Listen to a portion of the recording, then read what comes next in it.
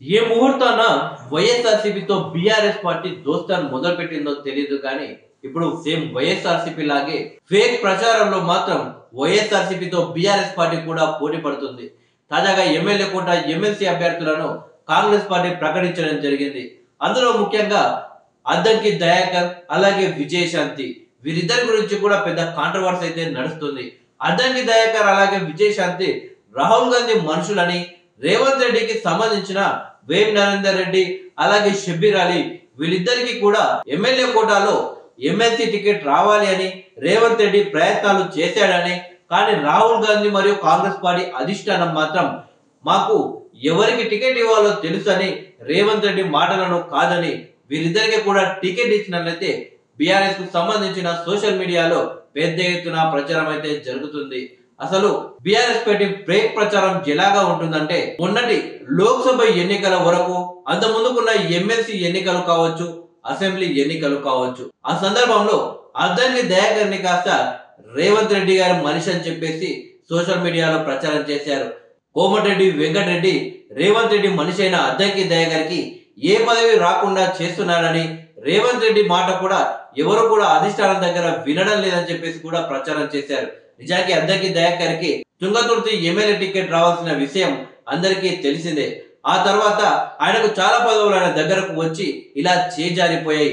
Addanki దయాకర్కి MLC పదవి రావడం కోసం రేవంత్ రెడ్డి గారు నిజంగానే తీవ్ర ప్రయత్నాలు చేశారు.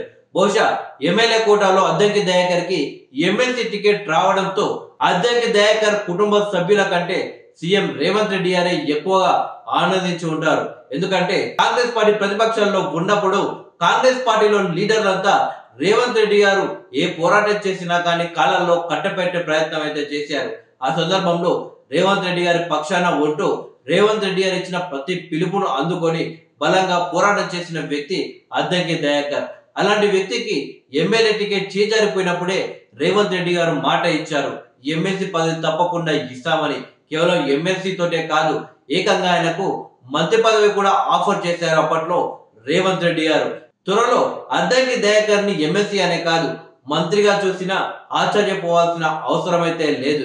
ఇక విజయశాంతి విషయానికి వస్తే, విజయశాంతి గారు అసెంబ్లీ ఎన్నికల కంటే ముందే కాంగ్రెస్ పార్టీలో చేరడం జరిగింది. ఉత్తమ్ కుమార్ రెడ్డి గారు పిసిసి ప్రెసిడెంట్ గా ఉన్నప్పుడు కాంగ్రెస్ నుండి బీజేపీలో విజయశాంతి చేరుతున్న సందర్భంలో నేరుగా విజయశాంతిని కలిసి రేవంత్ రెడ్డి గారు విజయశాంతిని కాంగ్రెస్ లోనే కొనసాగాలని కోరడం జరిగింది.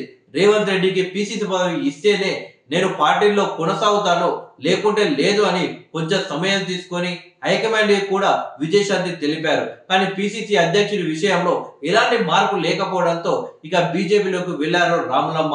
కానీ ఆ తర్వాత కాంగ్రెస్ లో ఉన్న మంచి సంబంధాల వల్ల తిరిగి కాంగ్రెస్ లోకి విజయశాంతి గారు చేరుకోవడం జరిగింది.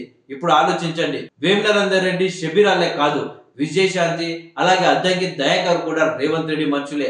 అద్దంకి దయాకర్ కి ఎమ్మెల్సీ టికెట్ రావాలి అని మొదటి నుండి బలంగా అద్దంకి వైపు నిల్చున్న వ్యక్తి రేవంత్ రెడ్డి. కాబట్టి ఈ ఫేక్ సోషల్ మీడియా ప్రచారాన్ని అయితే ఎవరు కూడా నమ్మకండి. ఒకవేళ బీఆర్ఎస్ పార్టీ ప్రజల్ని నమ్మించాలి ఈ ఫేక్ ప్రచారంతో అంటే వాళ్ళు మొదట్లోనే ఒక బిగ్ మిస్టేక్ చేశారు. అదేంటంటే అద్దంకి దయాకర్ రేవంత్ రెడ్డి మనిషి కాదని ఆ ప్రచారం ఏదైతే చేశారో అప్పుడే మనందరం అర్థం చేసుకోవచ్చు అది ఫేక్ ప్రచారం అని.